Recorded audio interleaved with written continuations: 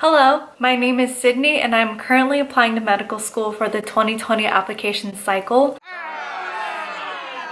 There are a lot of things that comprise your medical school application, but in today's video, I'm going to cover how I asked for as well as submitted my letter of recommendations. This video encompasses general information regarding the letter of rec, what I compiled and put together as a packet to give to my letter of rec writers, and how I asked for as well as gauge whether it be a strong letter of rec. As always, all statements made in this video are strictly my opinion. Please take what you will as just a general guideline, and timestamps of each specific section will be included in the description below. But yes, let's get started. General letter of rec information. There are two types of letters that you can request. Those fall under the umbrella of academic and non-academic letters. For academic letters, anyone that you have taken a class for at your undergrad institution is fair game. For academic letters, those actually can be split further in your science and your non-science classes. For science classes, those letters can be for biology, chemistry, physics, or math. If you notice the letters B, C, P, M, those classes also constitute your science GPA. In terms of your non-science letters, this more so includes professors that you took classes in the humanities, English classes, history classes, even your social sciences such as psychology and sociology. This also encompasses your language courses. For non-academic letters, this encompasses all of your extracurricular activities, a doctor that you shadowed, a volunteer experience from a director that oversaw, your postdoc or your PI if you had a research involvement. Lastly, this category is something that I was very adamant about including. It's called passion project, or something that I was very passionate about, just to have someone attest to that. And this actually can be funneled in any one of the other categories that I mentioned. So shadowing, volunteering, or research. As a reminder, for every single letter that you request, please ask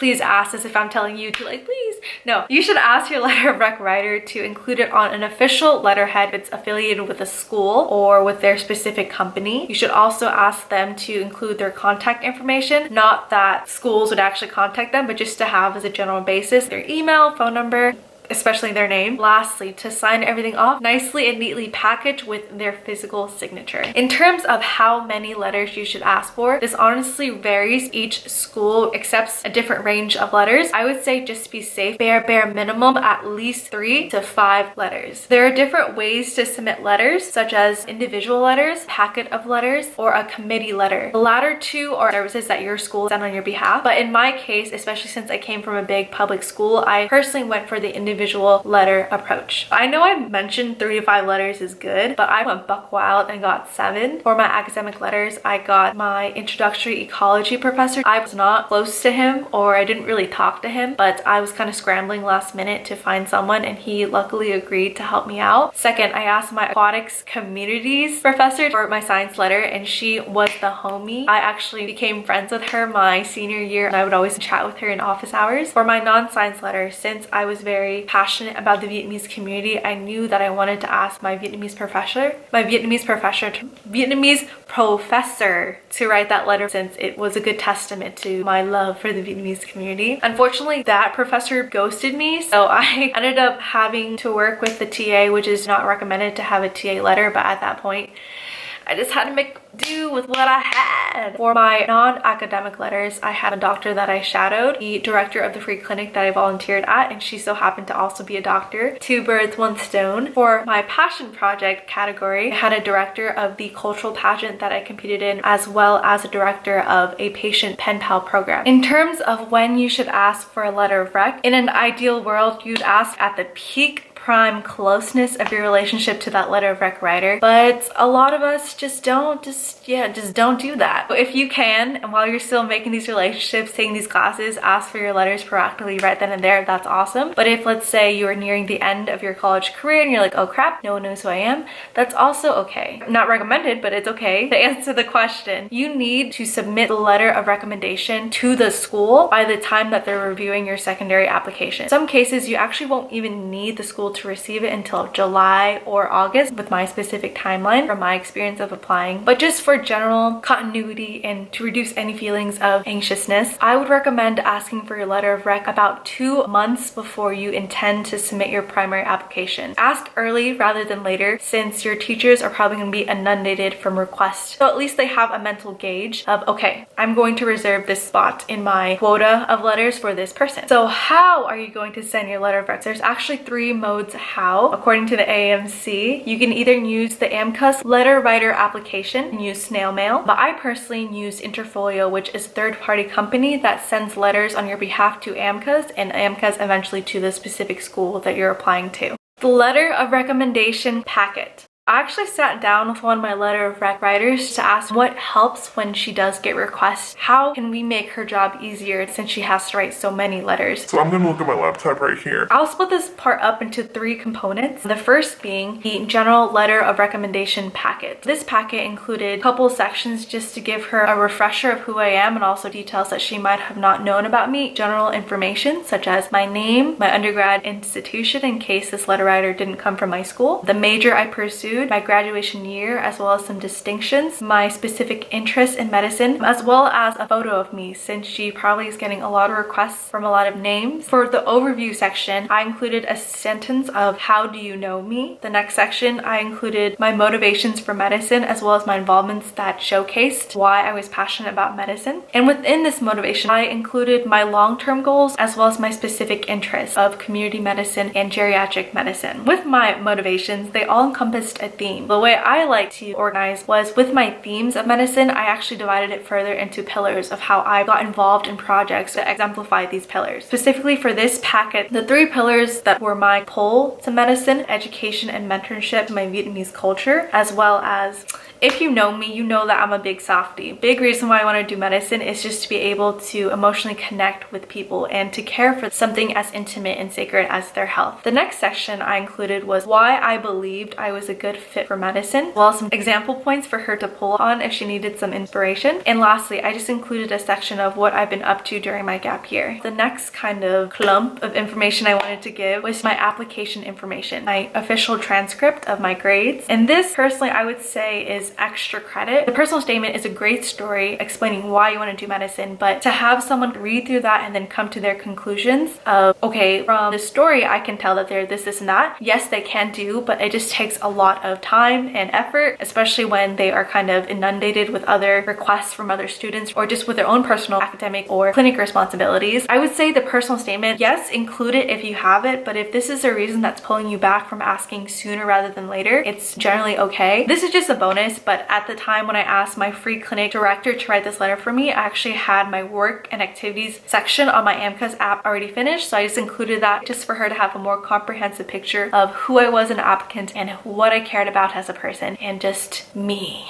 Arguably, I'd say this would be the defining clump of information to give that would distinguish your letter. Include a section about the specific work that you did at this organization with the letter writer. Some questions to ask yourself: how did you make an impact, or what did you learn while working with this person? And this is where you can become really personal and include stories or details that would help make yourself stand out from the generic, this is a good person who wants to do good things in the field of good medicine. Let's look at mine for an example. Not to say that this is perfect, but sometimes you just gotta hear an example to see what people mean. Specifically, I worked with the free clinic and I was a lead volunteer. I actually sat down with the doctor I work with and asked her, this program so far and your experience working with us, what are some deficiencies or what are some discrepancies between how you want to care for these people and what this program actually helps you? She was really awesome. Listed some problems that she had that she'd like to be improved. Reassurance to know that the medications were proactively ordered, modes of communication between the healthcare team and the volunteer team, and just some concerns that she had about standardization, ordering, scheduling, collecting signatures from patients. So with her input of what we could improve, I made it a point to factor in tangible changes to the program. As just examples, I created a volunteer training and information guide. I dedicated more time outside of clinic to proactively plan, including clinic agendas. I developed an online database for easy to find information, as well as I completely restructured our online tracking Excel, which she now had access to. As you can see, just having this mode of, oh, these were the problems I had and this is how this person took in what I said, instead just having it all nicely compiled, kind of not told her, but just showed her that I was proactive, that I had leadership qualities such as being organized, having communication skills, just that general want to improve systems to help patients. Just made her job easier as a letter writer to use that and incorporate that into my letter. How to ask for a letter of recommendation. I already broke this rule myself. Do not ask a TA to write your letter of rec. Not to say that what they have to say isn't valuable. Even some TAs will express like, oh, you really shouldn't ask for me, since a lot of schools don't accept letters from TAs. I was kind of an emergency situation and I asked for that letter anyways. But if a TA is willing to write a letter for you, just have them have either professors sign it off or have them work with the professor. Since TAs do work more closely with students, that might be another way to just make it more specific and personal to you. I know this is hard for some public schools, especially where they feel like they're just one little fish in a big pond of students. It can be hard for you to feel comfortable asking for a letter of rec, but honestly for academic letters, it's just a way to attest that this person was proactive in my class, that they did well, and that they have qualities to succeed in medical school. I'd recommend asking for a class where you got at least a B+